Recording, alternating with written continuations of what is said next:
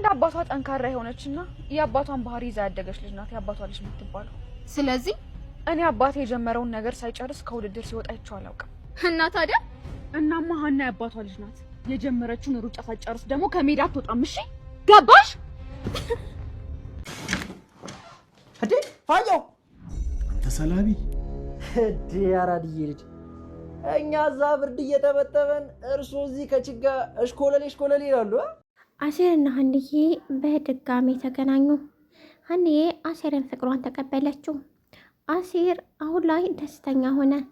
በስተመጨረሻ እርግብ ተበላች። የናቀችውና አልፈልግህም ያለችው ዘሪሁን ወይም የአሁኑ ተምቹ የበፊቱ ዘሪሁን ማለቴ አሁን ላይ ፍላጎቷ ጨምሯል። ነገር ግን ተምቹ አሁን ላይ የመረጠው ሰራተኛዋን እንዲሁም በችግሩ ጊዜ አብራው የሆነችውን ነው። ሰላም ቻናል ቤተሰቦች፣ ቻናሌ ላይክ ሰብስክራይብ በማድረግ ቤተሰብ ይሁኑ። በስተመጨረሻ አሴር ፍቅሩን ተቀበለ። ምክንያቱም ሀና እኔ ምርጫዬም ከጎኔ እንደ ጓደኛም ሆነ እንደምንም አብረኸኝ የምትሆነው አንተ ነህ። ካንተ የተሻለ አላገኝም። ስለዚህ አብረኸኝ እንድትሆንና አብረን ህይወታችን እንድንቀጥል እፈልጋለሁ አለችው። አሴር አሁን ላይ ፍቅሩን ለመቀበል ዝግጁ ባይሆንም ነገር ግን ሀና ስለወሰነ ደስ ብሎታል። ቢሆንም በሌላ ጉዳይ ደግሞ የኤላ ጉዳይ አሳስቦታል። ኤላ ሌላ ፍቅረኛ እንደያዘች በሰማበት ቅጽበት ሳይተዋት ከደሴ ወደ አዲስ አበባ መጥቷል። ስለዚህ አሁን ላይ ማሰብ ያለብሽ ስለ ኤላ ነው። ኤላ ላንቺ ሲል ብዙ ነገር ሆኗል። እኔ እንደማፈቅርሽ እንደምወድሽ በደንብ ግልጽ ነው። ነገር ግን እያፈቀርኩሽ እየወደድኩሽ እንኳ ራሴን ትቼ ወደ ራሴ ተመልሻለሁ። ምክንያቱም የአንቺ ውዴታና ፍቅር አሁን ላይ አንቺ ደስተኛ መሆንሽ ብቻ ስለምፈልግ።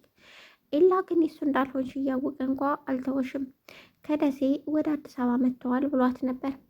አቶ ኖላዊ አሁን ላይ ሚስት ሊያገቡ ነው። ሙሽራውና ሚዜዎቹ እየተዘጋጁ ነው። በሌላ በኩል ደግሞ ሽማግሌ ሆነው የተላኩት ተምቹና አሴር ትዕዛዙን አቅርበዋል። ልጃችሁን ለልጃችን ብለው ሄደው የጋብቻ ጥያቄያቸውን አቅርበዋል። አቶ ኖላዊ ተጨንቀው እባካችሁ ምን ተፈጠረ ብለው ሲቆጧቸው፣ ሽማግሌ እኮ መከበር አለበት፣ ሽማግሌ እንዴት ነው የሚገለመጠው እንዴ ብለው በጣም ደስ የሚል ምላሽ ሰጥተው ነበር። ሀና እየሳቀች ጎዝጉዛ ቡና ፍልታ ጠብቃቸው ነበር እንደ ሽማግሌ። እነሱም ደስ ብሏቸው የተፈጠረውን ነገር ነገራቸው። አቶ ኖላዊ አሁን ደስ የሚል ህይወትና አሁን ላይ የምትወዳቸው እንደውም በችግራቸው በሀዘናቸው አብራቸው የምትካፈላቸው ባለቤት አገኙ። በስተመጨረሻ ተምቹ አሁን ላይ የመረጥኩ ምርጫ ትክክለኛ ምርጫ ነው ብሎ አሰበ። ድንብላል ተምቹን ስታይ በጣም ደነገጠች። ምክንያቱም በጣም ስለምታፈቅረው እሱን ለማየት ጓጉቷ ስለነበረ ነው። እናም ሁል ጊዜ እያለቀሰች ባለችበት ታይም እቤት ይመጣል ብላ አስባ አታውቅም። እናም እቤት ስታየው በጣም ነው የደነገጠችው። ድንጋጤም ብቻ ሳይሆን ደስታ ነው። በስተመጨረሻ ተምቹ አሁን ላይ የፈለገ ቢሆን እርግብ ወደ እኔ ህይወት ብትመለስም እኔ ግን በጭራሽ እሷን አልመርጥም። አሁን ላይ ምርጫዬ ድንብላል ናት በማለት ለአሴሩ ለጓደኛው ነገረው። ድንብላል በምንም ቢሆን በችግሬና በሀዘኔ ሆና ያሳቀችኝ፣ ያጎረሰችኝ እንዲሁም ከጎኔ ከነማንነቴ የተቀበለች ናት። ነገር ግን እርግብ ደሃና ምንም እንደሌለኝ ስታውቅ ነው ትታኝ ሄዳቸው። ስለዚህ በጭራሽ የሷ ልሆን አልችልም በማለት አስረዳ። አሴርም ልክ ነህ፣ በእርግጥ ፍቅር ከባድ ነው። ይህን ያህል ረስተህ ሌላ ህይወት መጀመር ቢከብድም ምርጫው ግን ያንተ ነው። ትዕዛዝህን ደግሞ እርግጠኛ ነኝ ያሰብከው ሀሳብ እንደሚሳካልህና አሁን ላይ የምታፈቅረውና የምትወደው ሰው በእርግጠኝነት እንዳገኘህ ይገባኛል አለው። ያንተ ጉዳይማ እጅ ሀና ተብዬው አይገባትም እያለ ሀናን መናገር ቀጠለ። ሽማግሌ በሄዱበት ታይም ደስ የሚል ጊዜ ነበር ያሳለፉት። አቶ ኖላዊም ተጨንቀው ምን እየተፈጠረ ነው? እባካችሁ ልጆቼ ንገሩኝ እያሉ በጣም ተጨንቀው ነበር። በስተመጨረሻ ሀንዬም አባቷን ለመዳር ሸርን ጉድ እያለች ነው። ነገር ግን 3 አፍቃሪዎች ግራ ገብቷታል ምርጫዋ።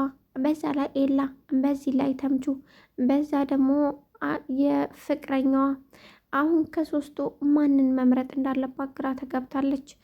በነገራችን ላይ ፍቅር ምርጫ ሳይሆን ስላዘናችሁለት ከአንድ ሰው ጋር መሆን አይደለም።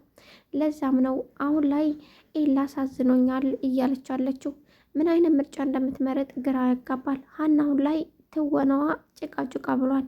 የበፊት ትወናዋ የት ገባ እስከምንል ድረስ በጣም ያስጠላል።